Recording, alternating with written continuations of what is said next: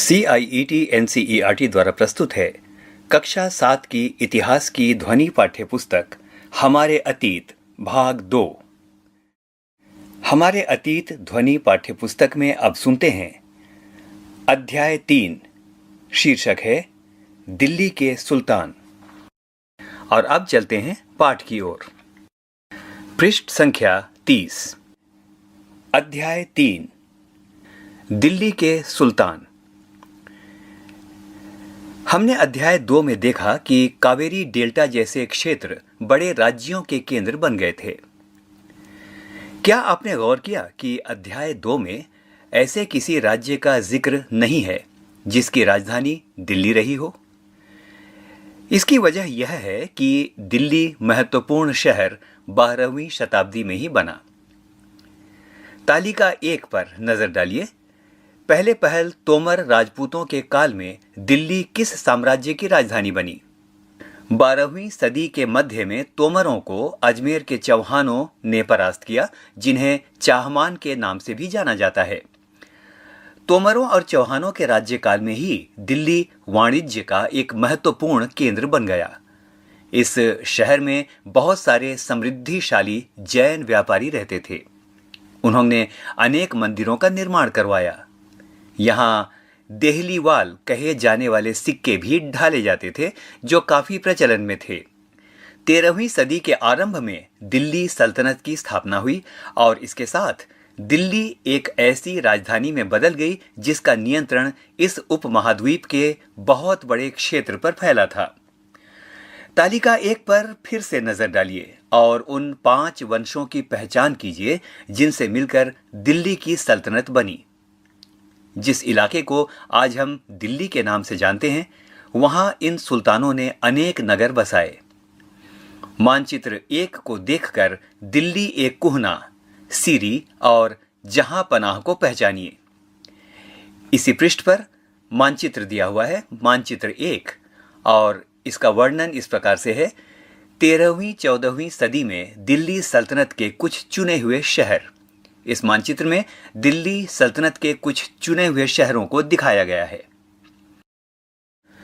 पृष्ठ संख्या 31, तालिका 1। इस तालिका में दिल्ली के शासकों और उनके शासनकाल का वर्णन हम पाते हैं, और ये अलग अलग राजवंश हैं, जैसे राजपूत वंश, चौहान वंश, प्रारंभिक तुर्की शासक इत्यादि।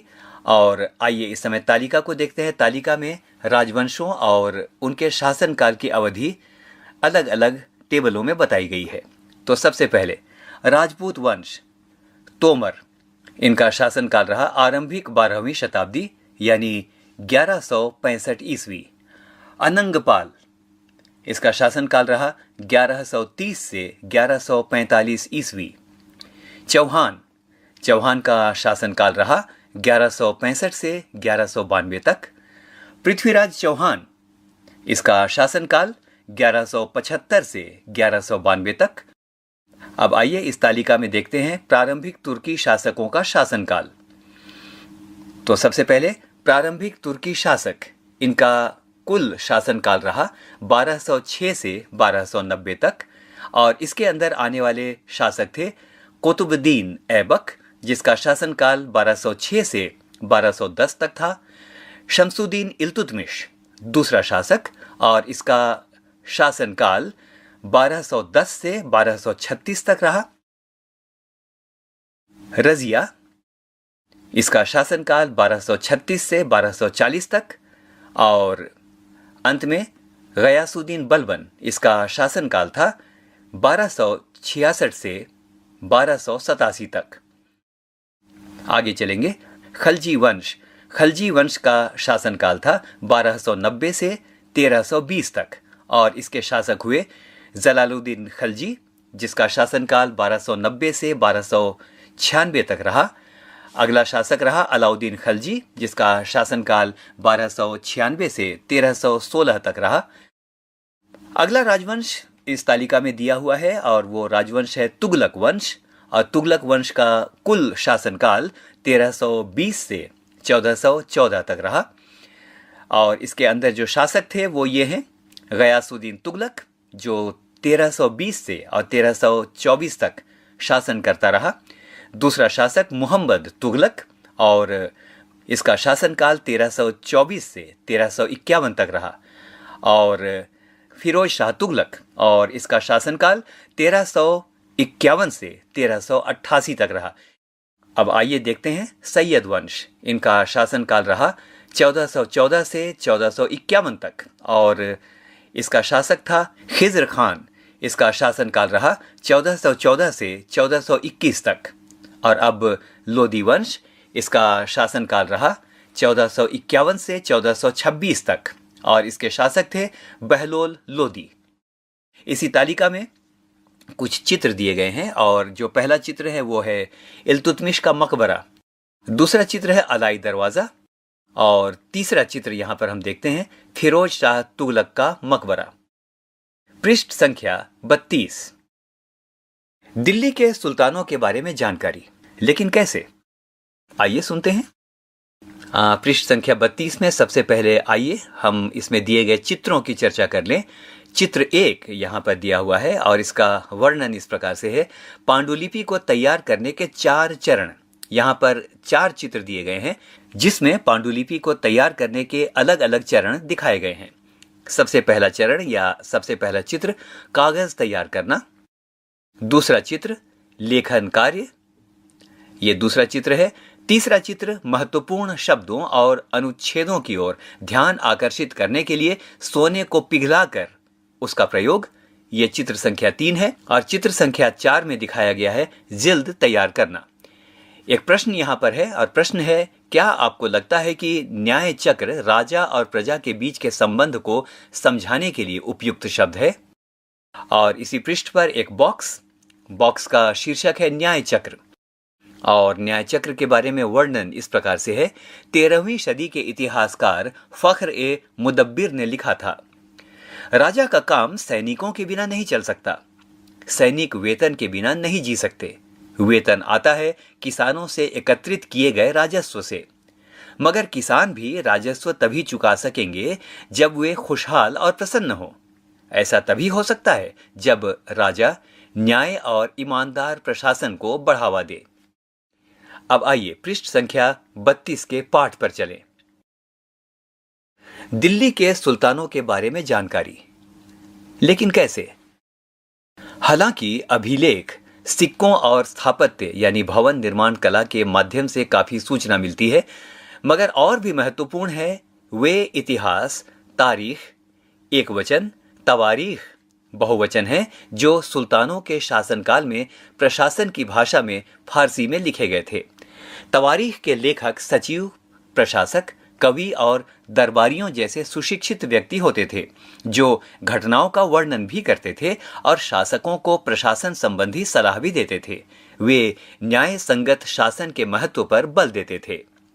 पृष्ठ संख्या 33। ये कुछ और बातें ध्यान में रखें। पहली बात, तवारीख के लेखक नगरों में विशेषकर दिल्ली में रहते थे, गांव में शायद ही कभी रहते हों। दूसरी बात, वे अक्सर अपने इतिहास सुल्तानों के लिए उनसे ढेर सारे इनाम इकराम पाने की आशा में लिखा करते थे। तीसरी बात, ये लेखक अक्सर शासकों को जन्मसिद्ध अधिकार और लिंग भेद पर आधारित आदर्श समाज व्यवस्था बनाए रखने की सलाह देते थे। उनके विचारों से सारे लोग सहमत नहीं होते थे। सन 1236 में सुल्तान इल्तुतमिश की बेटी रजिया सिंहासन पर बैठी। उस युग के इतिहासकार मिन्हाज ए सिराज ने स्वीकार किया है कि वह अपने सभी भाइयों से अधिक योग्य और सक्षम थी, लेकिन फिर भी वह एक रानी को शासक के रूप में मान्यता नहीं दे पा रहा था। दरबारी जन भी उसके स्वतंत्र रूप से शासन करने की कोशिशों से प्रसन्न नहीं थे। सन 1240 में उसे सिंहासन से हटा दिया गया। आइए सुनते हैं ये बॉक्स। रजिया के बारे में मिन्हाज ए सिराज के विचार। मिन्हाज ए सिराज का सोचना था कि ईश्वर ने जो आदर्श समाज व्यवस्था बनाई है उसके अनुसार स्त्रियों को पुरुषों के अधीन होना चाहिए और रानी का शासन इस व्यवस्था के विरुद्ध जाता है। इसलिए वह पूछता है, खुदा की रचना के खाते में उसका ब्यौरा चूंकि मर्दों की सूची में नहीं आता, इसलिए इतनी शानदार खूबियों से भी उसे आखिर क्या हासिल हुआ? रजिया ने अपने अभिलेखों और सिक्कों पर अंकित करवाया कि वह सुल्तान इल्तुतमिश की बेटी थी। आधुनिक आंध्र प्रदेश के वारंगल क्षेत्र में किसी समय काकतीय वंश का राज्य था।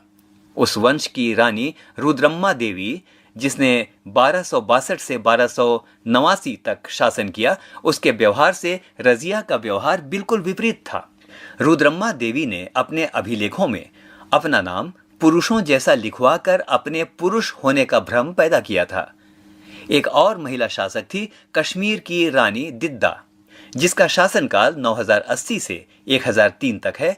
उसका नाम दीदी या बड़ी बहन से निकला है। जाहिर है कि प्रजा ने अपनी प्रिय रानी को यह स्नेह भरा संबोधन दिया होगा। अब एक प्रश्न, मिन्हाज के विचार अपने शब्दों में व्यक्त कीजिए। क्या आपको लगता है कि रजिया के विचार भी यही थे? आपके अनुसार स्त्री के लिए शासक बनना इतना कठिन क्यों था? और अब इसी पृष्ठ पर दाहिनी ओर कुछ और बातें हमारे लिए सोचने को, कुछ वाक्य यहाँ पर दिए गए हैं या कुछ शब्द यहाँ पर दिए गए हैं जिनका अर्थ यहाँ पर समझाया गया है। सबसे पहला है जन्म सिद्ध अधिकार, और नीचे इसके बारे में बताया गया है कि जन्म सिद्ध अधिकार क्या होता है। इसका अर्थ होता है जन्म के आधार पर विशेषाधिकार का दावा।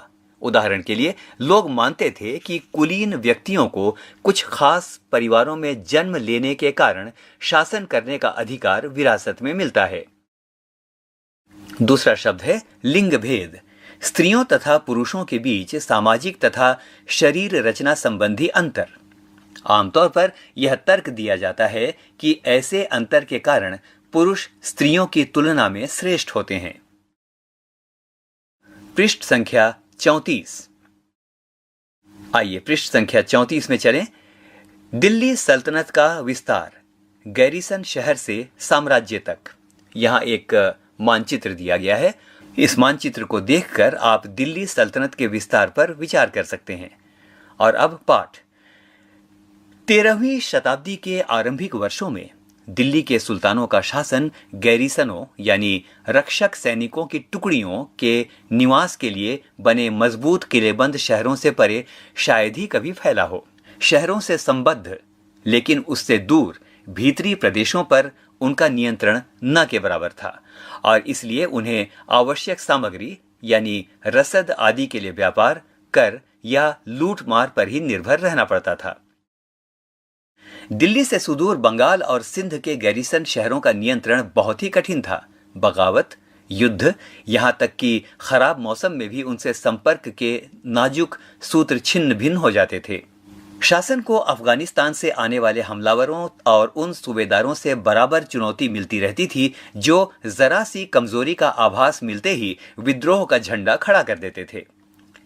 इन चुनौतियों के चलते सल्तनत बड़ी मुश्किल से किसी तरह अपने आप को बचाए हुए थी। इनका संस्थापन गयासुद्दीन बलबन के शासनकाल में हुआ और इसका विस्तार अलाउद्दीन खलजी और मोहम्मद तुगलक के राज्यकाल में हुआ। सल्तनत की भीतरी सीमाओं में जो अभियान चले उनका लक्ष्य था गैरिसन शहरों की पृष्ठभूमि में स्थित भीतरी क्षेत्रों की स्थिति को मजबूत करना। इन अभियानों के दौरान गंगा यमुना के दोआब से जंगलों को साफ कर दिया गया और शिकारी संग्राहकों तथा चरवाहों को उनके पर्यावास से खदेड़ दिया गया। इसी पृष्ठ पर हमने मानचित्र 2 को देखा और अब कुछ और ऐसे शब्द जिनको हमें जानना चाहिए। भीतरी प्रदेश यानी किसी शहर या बंदरगाह के आसपास के इलाके जो उस शहर के लिए वस्तुओं और सेवाओं की पूर्ति करें। और एक विचार यहां पर आया था गैरिसन शहर, जिसका अर्थ है किलेबंद बसाओ जहां सैनिक रहते हैं। पृष्ठ संख्या 35। आइए सुनते हैं पाठ। वह जमीन किसानों को दे दी गई और कृषि कार्य को प्रोत्साहन दिया गया। व्यापार मार्गों की सुरक्षा और क्षेत्रीय व्यापार की उन्नति की खातिर नए किले, गैरिसन शहर और शहर बनाए बसाए गए। दूसरा विस्तार सल्तनत की बाहरी सीमा पर हुआ। अलाउद्दीन खलजी के शासनकाल में दक्षिण भारत को लक्ष्य करके सैनिक अभियान शुरू हुए। इसके लिए मानचित्र 3 को देखें। और ये अभियान मोहम्मद तुगलक के समय में अपनी चरम सीमा पर पहुंचे। इन अभियानों में सल्तनत की सेनाओं ने हाथी, घोड़े, गुलाम और मूल्यवान धातुएं अपने कब्जे में ले लीं। दिल्ली सल्तनत की सेनाओं की शुरुआत अपेक्षाकृत कमजोर थी, मगर 150 वर्ष बाद मोहम्मद तुगलक के राज्यकाल के अंत तक इस उपमहाद्वीप का एक विशाल क्षेत्र इनके युद्ध अभियान के अंतर्गत आ चुका था। इसने शत्रुओं की सेनाओं को परास्त किया और शहरों पर कब्जा किया। इसके सूबेदार और प्रशासक मुकदमों में फैसले सुनाते थे और साथ ही किसानों से कर वसूल करते थे। लेकिन यह सोचने की बात है कि इतने विशाल क्षेत्र पर इनका नियंत्रण किस सीमा तक और कितना प्रभावी था। इसी पृष्ठ पर नीचे मानचित्र 3 दिया गया है और मानचित्र 3 में हम देख सकते हैं अलाउद्दीन खिलजी का दक्षिण भारत अभियान। पृष्ठ संख्या 36। पृष्ठ संख्या 36 में सबसे पहले चित्र दिया गया है, चित्र 2।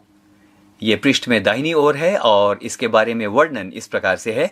12वीं सदी के आखिरी दशक में बनी कुव्वत अल इस्लाम मस्जिद तथा उसकी मीनारें, आप इसे चित्र में देख सकते हैं।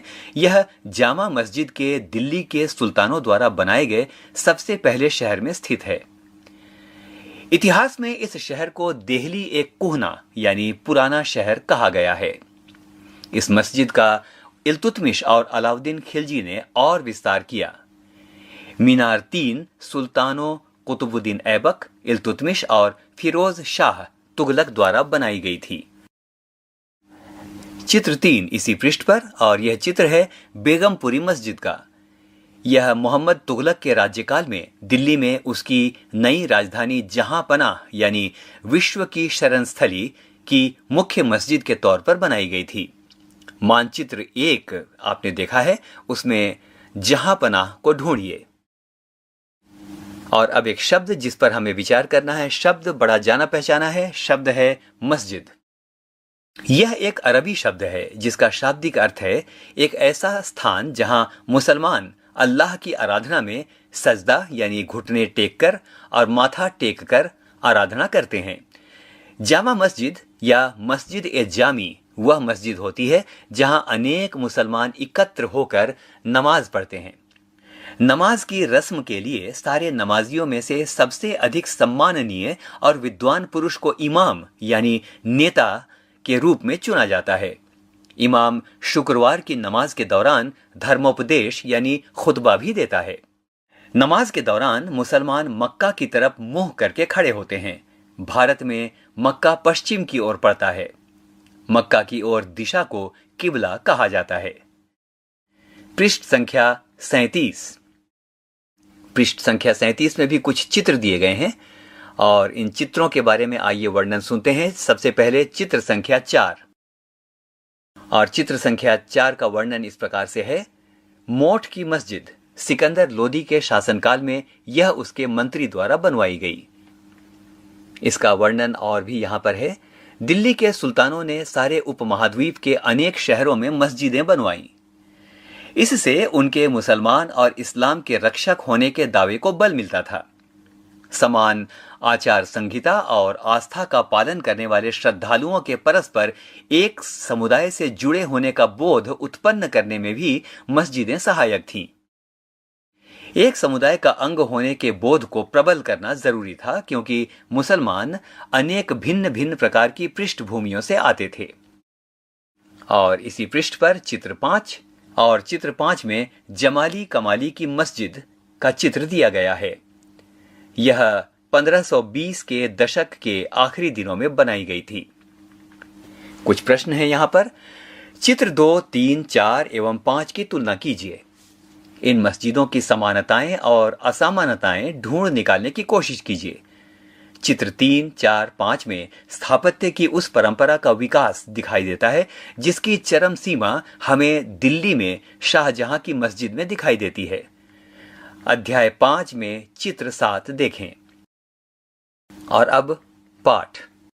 खलजी और तुगलक वंश के अंतर्गत प्रशासन और समेकन, नजदीक से एक नजर। दिल्ली सल्तनत जैसे विशाल साम्राज्य के समेकन के लिए विश्वसनीय सूबेदारों तथा प्रशासकों की जरूरत थी। दिल्ली के आरंभिक सुल्तान, विशेषकर इल्तुतमिश, सामंतों और जमींदारों के स्थान पर अपने विशेष गुलामों को सूबेदार नियुक्त करना अधिक पसंद करते थे। इन गुलामों को फारसी में वंदगां कहा जाता है तथा इन्हें सैनिक सेवा के लिए खरीदा जाता था। उन्हें राज्य के कुछ बहुत ही महत्वपूर्ण राजनीतिक पदों पर काम करने के लिए बड़ी सावधानी से प्रशिक्षित किया जाता था।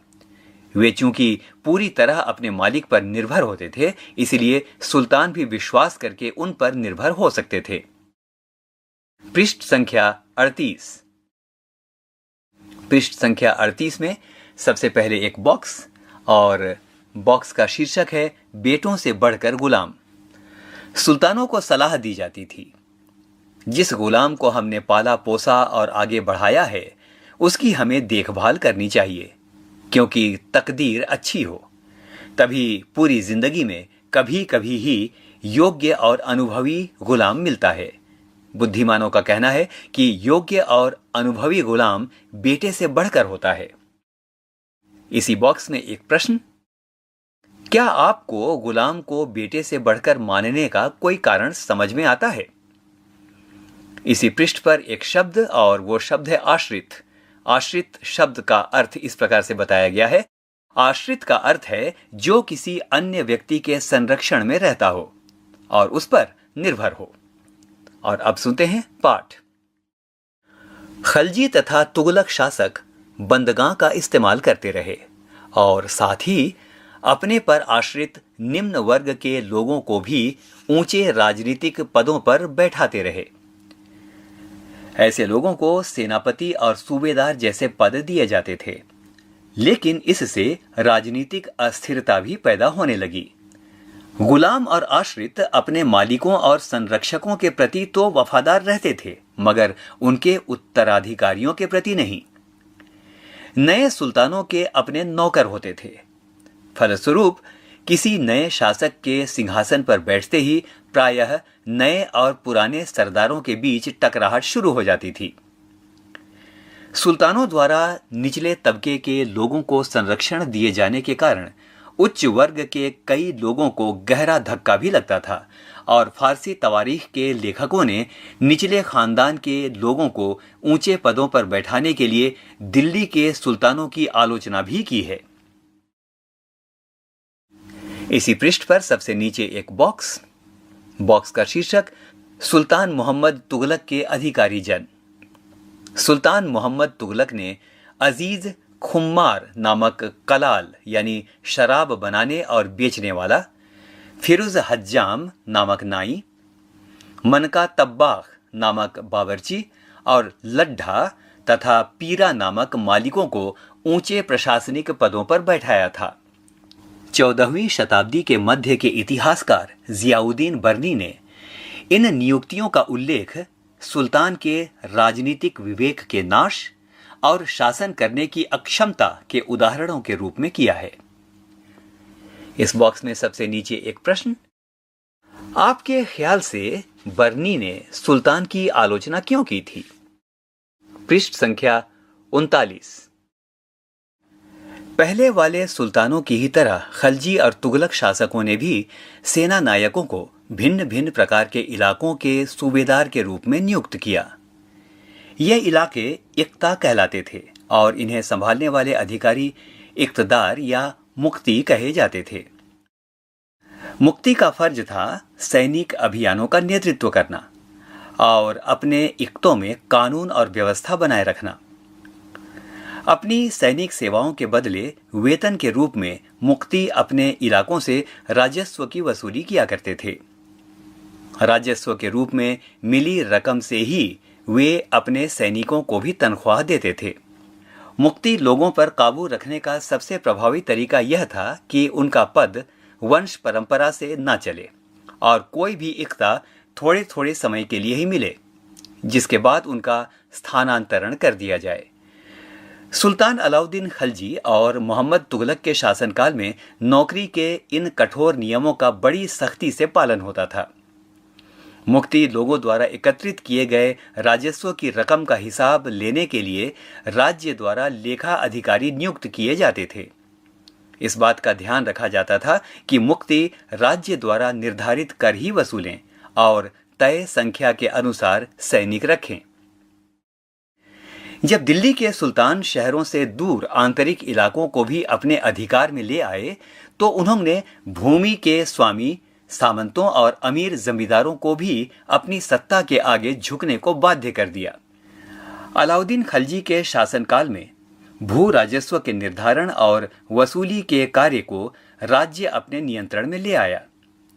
स्थानीय सामंतों से कर लगाने का अधिकार छीन लिया गया, बल्कि स्वयं उन्हें भी कर चुकाने को बाध्य किया गया। सुल्तान के प्रशासकों ने जमीन की पैमाइश की और इसका हिसाब बड़ी सावधानी से रखा। कुछ पुराने सामंत और जमींदार राजस्व के निर्धारण और वसूली अधिकारी के रूप में सल्तनत की नौकरी करने लगे। उस समय 3 तरह के कर थे। पहला कृषि कर, जिसे खराज कहा जाता था और जो किसान की उपज का लगभग 50% होता था। दूसरा मवेशियों पर तथा तीसरा घरों पर। यहां यह याद रखना जरूरी है कि इस महाद्वीप का काफी बड़ा हिस्सा दिल्ली के सुल्तानों के अधिकार से बाहर ही था। दिल्ली से बंगाल जैसे सुदूर प्रांतों का नियंत्रण कठिन था और दक्षिण भारत की विजय के तुरंत बाद ही वह पूरा क्षेत्र फिर से स्वतंत्र हो गया था। पृष्ठ संख्या 40। यहां तक कि गंगा के मैदानी इलाके में भी घने जंगलों वाले ऐसे क्षेत्र थे जिनमें बैठने में सुल्तान की सेनाएं अक्षम थीं। स्थानीय सरदारों ने इन क्षेत्रों में अपना शासन जमा लिया। अलाउद्दीन खलजी और मोहम्मद तुगलक इन इलाकों पर जोर जबरदस्ती अपना अधिकार जमा तो लेते थे, पर वह अधिकार कुछ समय तक ही रह पाता था। इस पृष्ठ पर अब एक बॉक्स और बॉक्स का शीर्षक है सरदार और उनकी किलेबंदी। अफ्रीकी देश मोरक्को से 14वीं सदी तक भारत आए यात्री इब्न बतूता ने बतलाया है कि सरदार कभी कभी चट्टानी ऊबड़ खाबड़ पहाड़ी इलाकों में किले बनाकर रहते थे और कभी कभी बांस के झुरमुटों में। भारत में बांस पोला नहीं होता, यह बहुत बड़ा होता है। इसके अलग अलग हिस्से आपस में इस तरह से गूंथे होते हैं कि उन पर आग का भी असर नहीं होता और वे कुल मिलाकर बहुत ही मजबूत होते हैं। सरदार इन जंगलों में रहते हैं जो इनके लिए किले की प्राचीर का काम देते हैं। इस दीवार के घेरे में ही उनके मवेशी और फसल रहते हैं। अंदर ही पानी भी उपलब्ध रहता है, अर्थात वहां एकत्रित हुआ वर्षा का जल। इसलिए उन्हें प्रबल बलशाली सेनाओं के बिना हराया नहीं जा सकता। ये सेनाएं जंगल में घुसकर खास तौर से तैयार किए गए औजारों से बांसों को काट डालती हैं। यहां एक प्रश्न, सरदारों की रक्षा व्यवस्था का वर्णन कीजिए। और अब पाठ। चंगेज खां के नेतृत्व में मंगोलों ने 1219 में उत्तर पूर्वी ईरान में ट्रांसऑक्सियाना यानी आधुनिक उज़्बेकिस्तान पर हमला किया और इसके शीघ्र बाद ही दिल्ली सल्तनत को उनका धावा झेलना पड़ा। अलाउद्दीन खलजी और मोहम्मद तुगलक के शासनकालों के आरंभ में दिल्ली पर मंगोलों के धावे बढ़ गए। इससे मजबूर होकर दोनों ही सुल्तानों को एक विशाल स्थानीय सेना खड़ी करनी पड़ी। इतनी विशाल सेना को संभालना प्रशासन के लिए भारी चुनौती थी। आइए देखें कि दोनों सुल्तानों ने इस चुनौती का सामना कैसे किया। पृष्ठ संख्या 41। यहां पर परस्पर 2 कॉलम दिए गए हैं। एक कॉलम पर अलाउद्दीन खिलजी के बारे में है और दूसरे कॉलम पर मोहम्मद तुगलक के बारे में है। और जो अंतिम सवाल था वो ये था, आइए देखें कि दोनों सुल्तानों ने इस चुनौती का सामना कैसे किया। इसलिए इस बॉक्स पर जहां 2 कॉलम हैं, हम अलग अलग राजाओं के बारे में तुलनात्मक अध्ययन करेंगे। तो आइए चलते हैं बॉक्स में। कॉलम 1 अलाउद्दीन खलजी, और इसमें इसका वर्णन इस प्रकार से है। दिल्ली पर 2 बार हमले हुए, 1299 से 1300 ईस्वी में और 1302 से 1303 ईस्वी में। इनका सामना करने के लिए अलाउद्दीन खलजी ने एक विशाल स्थानीय सेना तैयार की और अब मोहम्मद तुगलक के बारे में। मोहम्मद तुगलक के शासन के प्रारंभिक वर्षों में सल्तनत पर हमला हुआ। मंगोल सेना परास्त हो गई। मोहम्मद तुगलक को अपनी सेना की शक्ति और अपने संसाधनों पर इतना विश्वास था कि उसने ट्रांस ऑक्सियाना पर आक्रमण की योजना बना ली। एक स्थायी सेना तैयार करना उसका आक्रामक कदम था। और अब अलाउद्दीन खलजी के बारे में। अलाउद्दीन खलजी ने अपने सैनिकों के लिए सीरी नामक एक नया गैरिसन शहर बनाया। मानचित्र 1 में इस शहर को ढूंढिए। और अब मोहम्मद तुगलक के बारे में। नया गैरिसन शहर बनाने के स्थान पर दिल्ली के 4 शहरों में से सबसे पुराने शहर देहली एक कोहना को निवासियों से खाली करवाकर वहां सैनिक छावनी बना दी गई। पुराने शहर के निवासियों को दक्षिण में बनी नई राजधानी दौलताबाद भेज दिया गया। और अब अलाउद्दीन खलजी के बारे में। सैनिकों के पेट भरने की समस्या को गंगा यमुना के बीच की भूमि से कर के रूप में खेती की पैदावार इकट्ठी करके हल किया गया। किसानों की पैदावार का 50% हिस्सा कर के तौर पर तय कर दिया गया। और अब मोहम्मद तुगलक के बारे में। आइए देखें कि उसने क्या किया। सेना को खिलाने के लिए उसी इलाके से खाद्यान्न इकट्ठा किया गया, लेकिन सैनिकों की विशाल संख्या की जरूरतें पूरी करने के लिए सुल्तान ने अतिरिक्त कर भी लगाए। इसी दौरान उस क्षेत्र में अकाल भी पड़ा।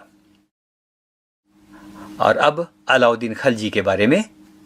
अलाउद्दीन खलजी के बारे में वर्णन इस प्रकार से है। सैनिकों को वेतन भी देना होता था। अलाउद्दीन खलजी ने सैनिकों को इक्ता के स्थान पर नकद वेतन देना तय किया।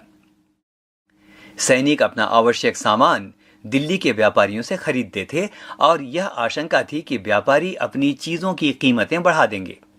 इसे रोकने के लिए अलाउद्दीन ने दिल्ली में चीजों की कीमतों पर नियंत्रण लागू कर दिया।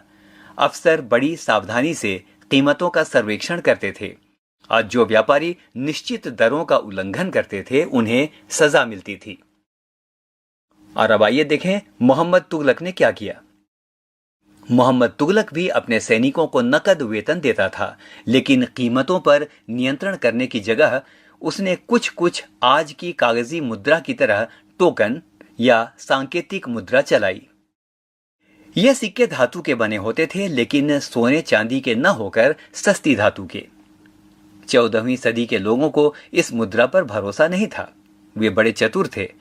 अपने सोने चांदी के सिक्के वे बचाकर रख लेते थे और अपने तमाम कर इस टोकन मुद्रा से ही चुकाते थे।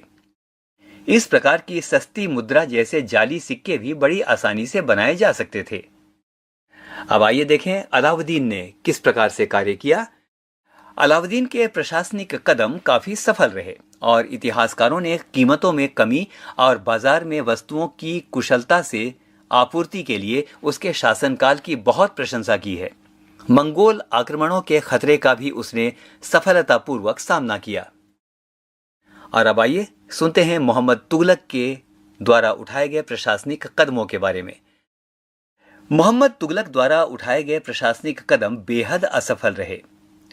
कश्मीर पर उसका आक्रमण पूरी तरह विफल रहा था।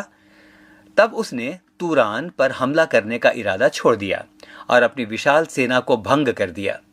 इस बीच उसने प्रशासनिक संबंधी जो कदम उठाए थे उनसे कई परेशानियां पैदा हो गईं।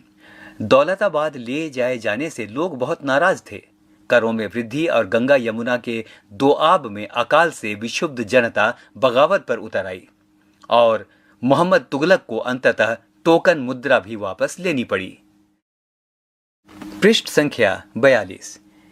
इन तमाम असफलताओं की गिनती करने में हम कभी कभी भूल जाते हैं कि सल्तनत के इतिहास में पहली बार दिल्ली के किसी सुल्तान ने मंगोल इलाके को फतह करने के अभियान की योजना बनाई थी।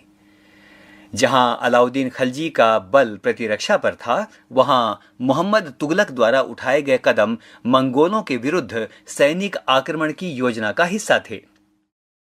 15वीं तथा 16वीं शताब्दी में सल्तनत। तालिका 1 को फिर से देखें।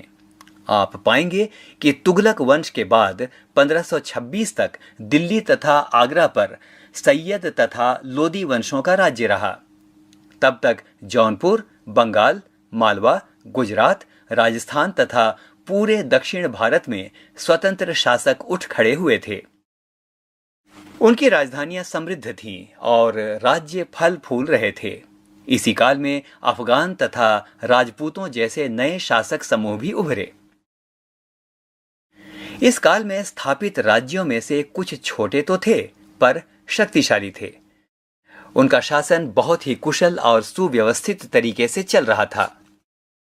शेर शाह सूर, जिसका शासनकाल 1540 से 1545 तक रहा, उसने बिहार में अपने चाचा के एक छोटे से इलाके के प्रबंधक के रूप में काम शुरू किया था और आगे चलकर उसने इतनी उन्नति की कि मुगल सम्राट हुमायूं को उसने 1530 से 1540 और 1555 से 1556 के बीच में उसने चुनौती दी और उसे परास्त किया। शेरशाह ने दिल्ली पर अधिकार करके स्वयं अपना राजवंश स्थापित किया। सूरवंश ने केवल 15 वर्ष यानी 1540 से 1555 तक शासन किया, लेकिन इसके प्रशासन ने अलाउद्दीन खलजी वाले कई तरीकों को अपनाकर उन्हें और भी चुस्त बना दिया। महान सम्राट अकबर ने, जिसका शासनकाल 1556 से 1605 तक था, जब मुगल साम्राज्य को समेकित किया तो उसने अपने प्रतिमान के रूप में शेर शाह की प्रशासन व्यवस्था को ही अपनाया था। पृष्ठ संख्या 43। इसमें एक बॉक्स है और बॉक्स का शीर्षक है 3 श्रेणियां, ईश्वरीय शांति, नाइट और धर्म युद्ध। अब इसका वर्णन। 3 श्रेणियों का विचार सबसे पहले 11वीं शताब्दी के प्रारंभ में फ्रांस में सूत्रबद्ध किया गया। इसके अनुसार समाज को 3 वर्गों में विभाजित किया गया: प्रार्थना करने वाला वर्ग, युद्ध करने वाला वर्ग और खेती करने वाला वर्ग। 3 वर्गों में समाज के इस विभाजन को ईसाई धर्म का समर्थन भी प्राप्त था। इस विभाजन से ईसाई धर्म को समाज में अपने प्रबल प्रभाव को और भी दृढ़ करने में सहायता मिलती थी। इस विभाजन से योद्धाओं का एक नया समूह भी उभरा। इन योद्धाओं को नाइट कहा जाता था। ईसाई धर्म एक समूह को संरक्षण देता था और अपनी ईश्वरीय शांति की अवधारणा के प्रसार में इनका उपयोग करता था। नाइटों से यह अपेक्षा की जाती थी कि वे धर्म और ईश्वर की सेवा में समर्पित योद्धा रहें। कोशिश यह रहती थी कि इन योद्धाओं को आपसी लड़ाई भिड़ाई से विमुख करके उन मुसलमानों के विरुद्ध युद्ध करने भेज दिया जाए जिन्होंने यरूशलेम शहर पर कब्जा कर रखा था। इस प्रयत्न के फलस्वरूप सैनिक अभियानों की एक श्रृंखला चली, जिसे क्रूसेड या धर्म युद्ध कहा गया। ईश्वर तथा धर्म की सेवा में किए गए इन अभियानों ने नाइटों की हैसियत पूरी तरह बदल डाली। सबसे पहले इन नाइटों की गिनती कुलीनों में नहीं होती थी, मगर फ्रांस में 11वीं सदी के अंत तक और जर्मनी में उससे 1 सदी बाद इन योद्धाओं के दीनहीन अतीत को भुला दिया गया था। 12वीं सदी तक तो कुलीन वर्ग के लोग भी नाइट कहलाना पसंद करने लगे थे। कल्पना करें, आप अलाउद्दीन खलजी या मोहम्मद तुगलक के शासनकाल में एक किसान हैं और आप सुल्तान द्वारा लगाया गया कर नहीं चुका सकते। आप क्या करेंगे? फिर से याद करें। 1. दिल्ली में पहले पहल किसने राजधानी स्थापित की? 2. दिल्ली के सुल्तानों के शासनकाल में प्रशासन की भाषा क्या थी? 3. किसके शासन के दौरान सल्तनत का सबसे अधिक विस्तार हुआ? 4. इब्न बतूता किस देश से भारत में आया था? पृष्ठ संख्या 44। आइए समझें। 5. न्याय चक्र के अनुसार सेनापतियों के लिए किसानों के हितों का ध्यान रखना क्यों जरूरी था? 6. सल्तनत की बाहरी और भीतरी सीमा से आप क्या समझते हैं? 7. मुक्ति अपने कर्तव्यों का पालन करें, यह सुनिश्चित करने के लिए कौन कौन से कदम उठाए गए थे? आपके विचार में सुल्तान के आदेशों का उल्लंघन करना चाहने के पीछे उनके क्या कारण हो सकते हैं? 8. दिल्ली सल्तनत पर मंगोल आक्रमणों का क्या प्रभाव पड़ा? आइए विचार करें। 9. क्या आपकी समझ में तवारीख के लेखक आम जनता के जीवन के बारे में कोई जानकारी देते हैं? 10. दिल्ली सल्तनत के इतिहास में रजिया सुल्तान अपने ढंग की एक ही थीं। क्या आपको लगता है कि आज महिला नेताओं को ज्यादा आसानी से स्वीकार किया जाता है? 11. दिल्ली के सुल्तान जंगलों को क्यों कटवा देना चाहते थे? क्या आज भी जंगल उन्हीं कारणों से काटे जा रहे हैं? आइए करके देखें। 12. पता लगाइए कि क्या आपके इलाके में दिल्ली के सुल्तानों द्वारा बनवाई गई कोई इमारत है? क्या आपके इलाके में कोई और भी ऐसी इमारत है जो 12वीं से 15वीं सदी के बीच बनाई गई हो? इनमें से कुछ इमारतों का वर्णन कीजिए और उनके रेखा चित्र बनाइए। और अब अंत में बीज शब्द या कीवर्ड। ये बीज शब्द हैं इक्ता, तारीख, गैरिसन, मंगोल, लिंग, खराज। ये वो शब्द हैं जिनका उपयोग इस अध्याय में किया गया है। यहाँ ये पाठ समाप्त हुआ। दिल्ली के